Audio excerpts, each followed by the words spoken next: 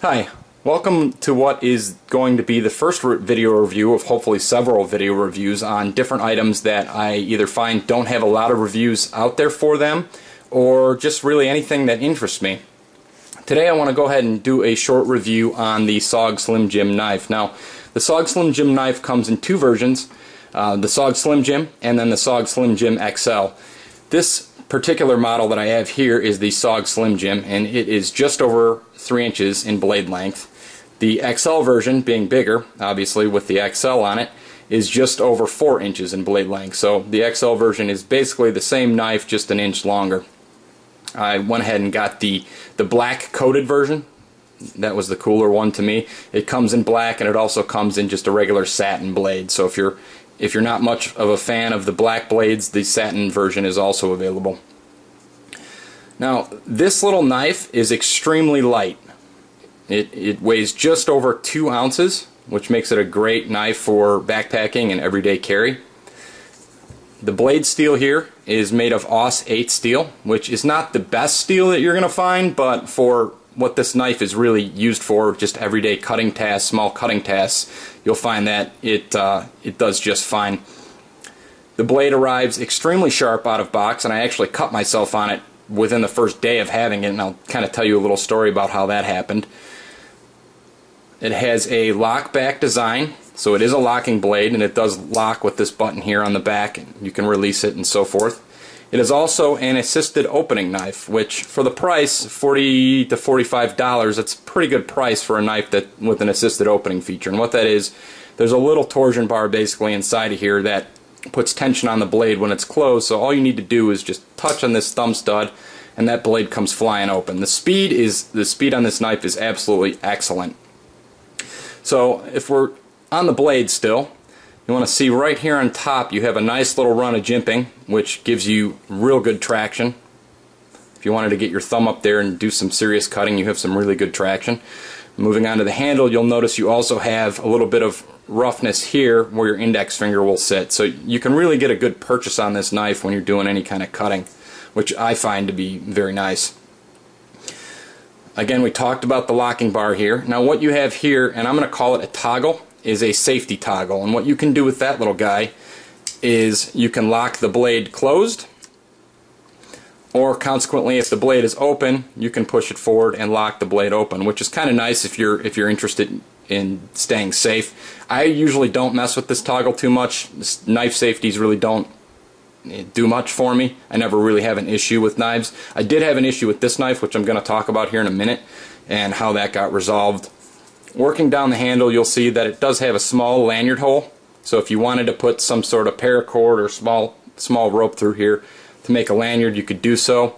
It is actually very small. Paracord, I think, would be really very tight to push through here. Not making it the most functional lanyard hole, but being that this is a knife that I primarily carry in pocket, that isn't really a big issue to me. Bringing me to the pocket clip, which you can see here, is a deep carry pocket clip. And if you're not familiar, deep carry pocket clip means just that. The pocket clip extends past the back of the knife here, as you can see, and down the side, allowing you to push this knife very, very deeply into your pocket, which does two things really.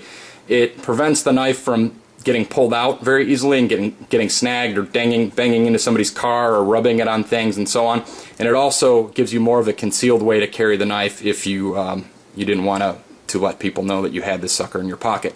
The clip is also black, which is a very good color for a deep carry type pocket clip, so it stands out less against your pocket over a silver clip. The clip itself came very, very tight, had a lot of tension on it, and I was having actually trouble getting this thing in and out of my pocket, so I had to just take my thumb here and stretch this clip out a little bit, and once I did that, it seemed to go in and out of my pocket very well. So we mentioned that this is a very light knife. Part of that is because it's very thin. It's basically wafer thin. The width of this knife is said to be about the width of 2/4 stacked end to end, which makes it very, very small, but it actually feels pretty good in your hand. It has a good size handle, and with the traction that they have on it, you can still get a pretty good grip despite this handle being so small. I think one of the downsides to this handle being so skeletonized and so small is though you do have a little bit of side-to-side blade play.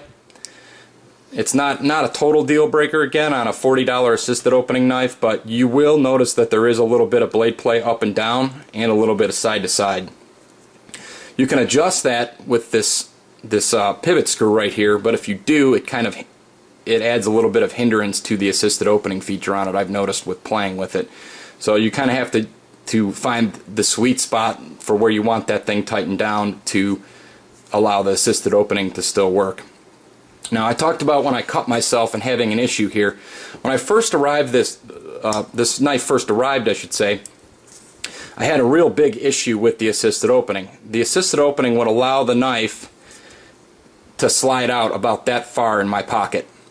So, being that this is a tip-up carried knife, the first couple times I used it, I reached in and of course I cut myself. Well, I called SOG right away and asked them, what the deal was, and they were obviously concerned, and they sent me a pre-postage package in the mail to put the knife in and send it back to them. So great customer service. I received the new knife fixed back within a week.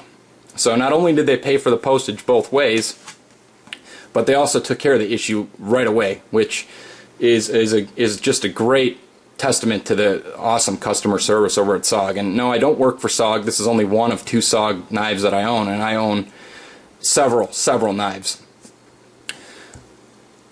You'll see here on the side that you have a laser cut or water cut SOG logo on the side, which is kind of cool. It takes a little bit more weight off this, and it adds a little bit of a cool feature to it.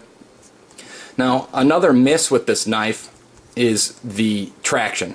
So the traction is also very good. When you're cutting with the knife, you're going to have no problems there at all. But that also ends up being sort of the double-edged sword, no puns intended, to this knife. With all of this traction on the spine and on the finger area here, and then atop the spine of the blade itself, this sucker gets hooked up in your pants pretty handily. Especially if you carry knives a lot and you have sort of a frayed up pocket from carrying already. I've gotten this thing stuck in my pants several times. So you got to weigh the good and the bad on, if you're really going to carry it. On one hand, it's very light, it has very good traction. On the other hand, the traction actually can tear your jeans or get hooked up in your jeans pretty good. So that's up to you to decide.